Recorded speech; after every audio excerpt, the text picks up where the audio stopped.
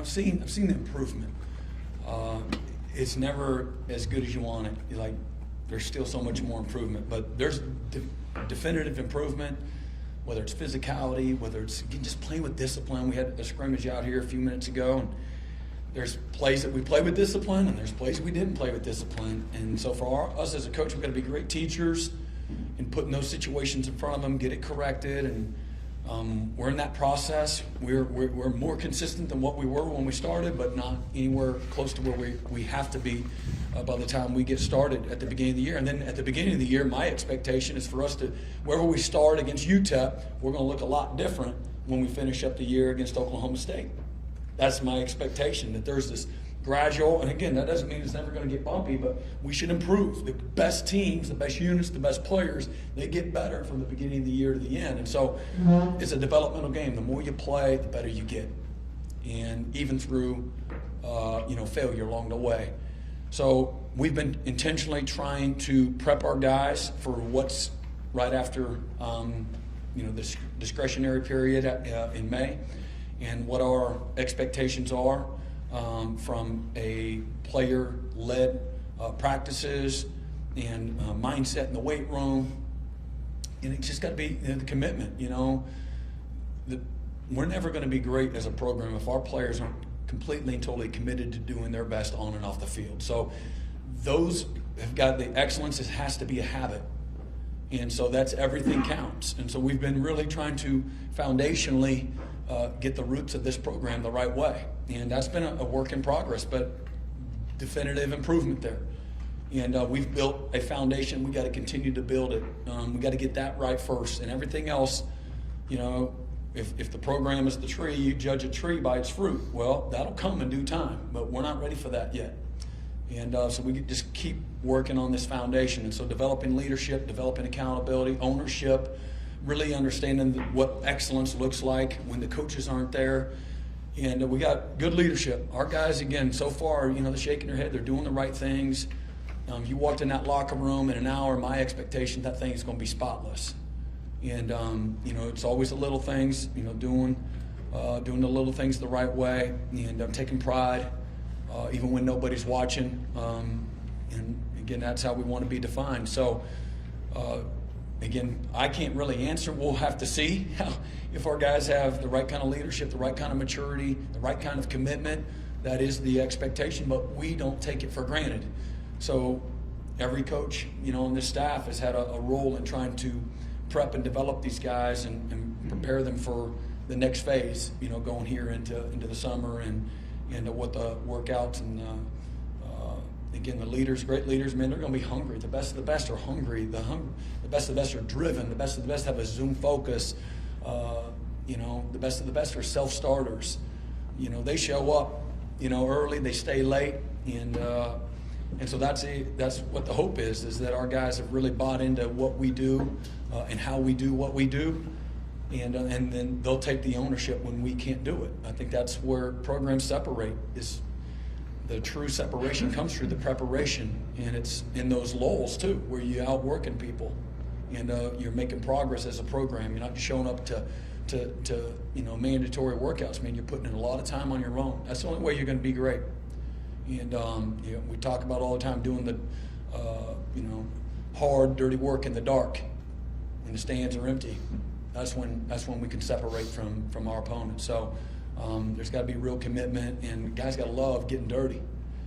And so hopeful that'll take place. But we're going to starting on Monday. I'll meet with every guy on the team, and our coaches are doing exit meetings. They've already started those with the players, and then I'll get a chance to meet with everybody over the next few weeks. Right after the spring game, and have some of those same kind of talks. And again, to me, you develop that in your locker room, but then you recruit to that, and that's why you just don't throw a big old net in the middle of the ocean and you pull it in, and that's your recruiting model. And I got a bass, I got a carp, I got a redfish, I got a tilapia, I got a catfish. You got to be intentional. You're going to go get a catfish, and you take the stink bait, and you go in a, whatever river. What's a good river? Is it Missouri River, Red River? What's a river right around? Canadian River? You get one of them holes, you put the stink bait in there, you go get a catfish if that's what you're looking for. But be intentional when you're recruiting. So if I want to find guys that are committed, they love it, they're committed. You can't throw them out of the building quick enough. These guys just, they love it. They're gym rats. And so that you can't just see that off of a highlight tape or, a bio sheet on, rivals.com or whatever. It takes a little while to figure that out. And to me, that's got to be the glue to your whole locker room. That's got to be a foundational piece to who you are. Blue-collar work ethic, guys that love it, guys that are committed, and you can go right down the list. But I had 3 of them talk in front of the team: Dan Cody, Dusty Dvorak, and Teddy Lehman, Tom Ward, and Lane Johnson. Some dudes right there, dudes. And every one of them will tell you all the adversity they went through during their careers. And that's such a cool thing for a coach, is to be on a small part of that journey and watching them mature. Every one of them had some dark, dirty moments down in the valley, but they also had some mountaintop experiences. And really, it's all of that. It's everything in between those moments that make the journey what it is and help develop you into the men, that they become. So, but those are dudes right there that we're looking for, that kind of DNA. We get that right, and you recruit to that, and you develop the ones that are there. You create buy-in. You appeal to their voice of reason. And that's why we've created this village here. Have this village mentality. I'm just one person. I can't do it alone. But I've also intentionally hired everybody in this program to take the vision of the program, to understand the values of the program, to reinforce those every single day. And that's where we got to start, and that's where we got to finish every single day. And when we do that, those things there, although I'll never take it for granted, but those things right there inherently are a lot easier. When you go on vacation, you take a week off, those things are getting taken care of. And so you just can't just snap your fingers and expect that to happen. But develop that kind of foundation, it takes time. Sometimes it's painful. Sometimes it takes less than others. And so we'll see where we're at. We'll see what type of buy-in, what type of commitment our guys really, truly have. And we'll see if they say they're going to be about it. We're about to find out. Yeah, you're never as far along as you want to be. You want to make sure what you do have in, that you got that foundation, you got it down really good. That you're precise, that you're detailed. You guys really understand the ins and the outs. And so everything has its time from a maturation standpoint. And so nothing has happened as fast as you want in any phase of our program, I can promise you. And so that's another phase. I'm pleased with where we're at, but I'm not satisfied with where we're at, and we got to be able to push harder. And but you don't want to cut your nose off to spite your face, and so you just keep installing, and you put in 5 or 6 new concepts every single day, and then you're really below average at all of it, instead of getting really good at the foundational things that you really want to stress. And a lot of that's just fundamentals and mindset and physicality and how hard we play, the uncommon effort, doing the little things right and wrong. So we're really trying to establish those things and not try to overwhelm them with schemes and things of that nature. So it's just part of the process, starting over. And we got to get that right, and then that'll have longevity in the long run, where we can and have a foundation that can sustain, and we can add to it as we go. That's a great question, and I think some of them are coming into their own, like as we speak,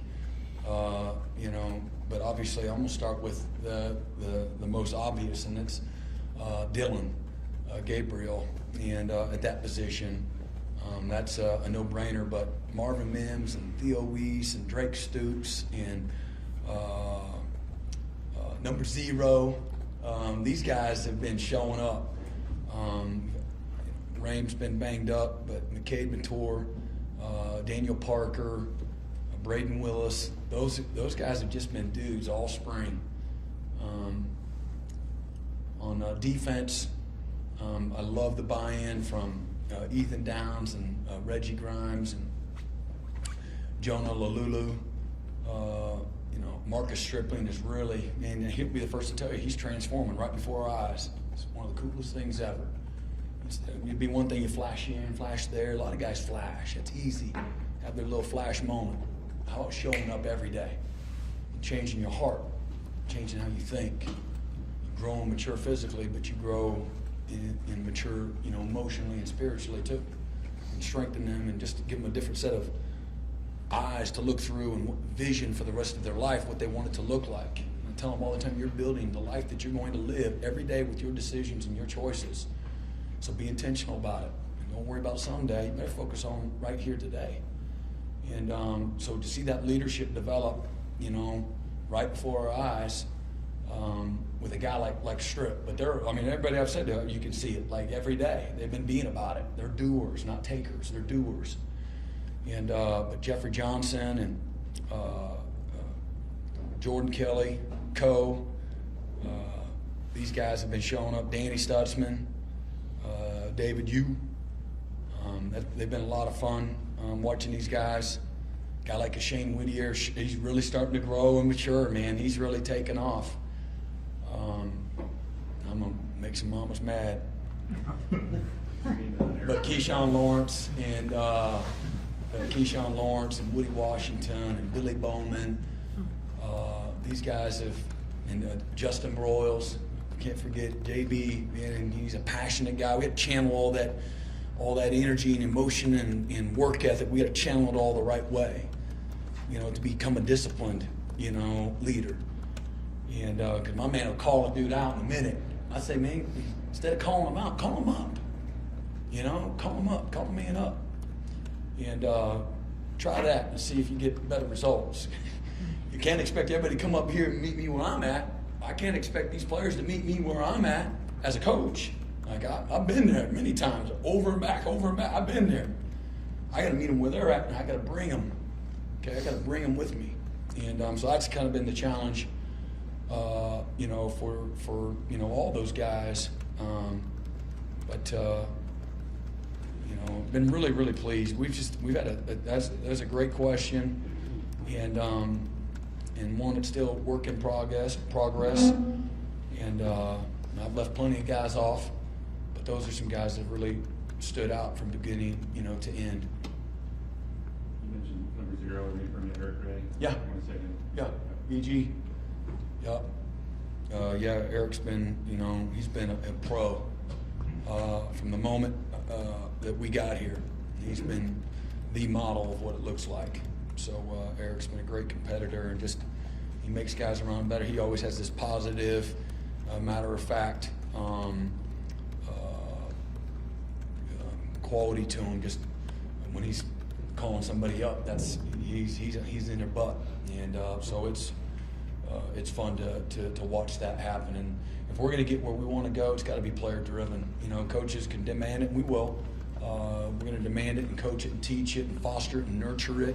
That's our job. And don't grow weary. Don't grow weary. But when it's really going to start taking root is when it's player driven, and it's got to be deep player driven, not one or two. And it's got to be deep, and that's when you can weather the storm. And tell them all the time, man, them storms are going to run out of rain. Okay, you got to make it through it though, man. Your mindset, your attitude, and how you respond. So I've been real proud of the leadership group, and again, there's a lot more than just that. We've seen each other. We saw each other at a UFC fight. Every time I've seen him on the field, we've played him, and I saw him somewhere else too. But I've got great respect for Baker Mayfield, man. He's a tenacious competitor. He's a leader of men. He's done he plays with passion and toughness and makes people around him better. I love his story. Everybody sees the glory, but there's a story behind him, and of course, Sooners know that. But just an amazing story. This guy just shows up. You hear Bob Stoops tell it. I'm not sure if I'm sure you've asked him, but guy just kind of showed up. It was like, heard this guy named Mayfield from Tech might be here today. He's Mayfield somewhere in here. It's like, you knocked him down at Walmart, you wouldn't know who he is. He just looks like a jag, just a guy, right? And he's one of the best players to play the game. And you get a statue at Oklahoma, man, you're a dude. So pretty cool. But I love how he competed. To me, my mindset as somebody going against you got to cut the head off that snake. Because that cat right there, you can't, we're going to take these other guys, we've got to take away Shepard or the backs. No, Mayfield's the guy. And to me, he fueled the whole entire program. every single week, both sides of the ball. He had that type of charisma and toughness and leadership to him. And so, boy, what a great one. That's going to be an honor to be a fly on the wall, this weekend for that. For more information, you can visit TulsaWorld.com.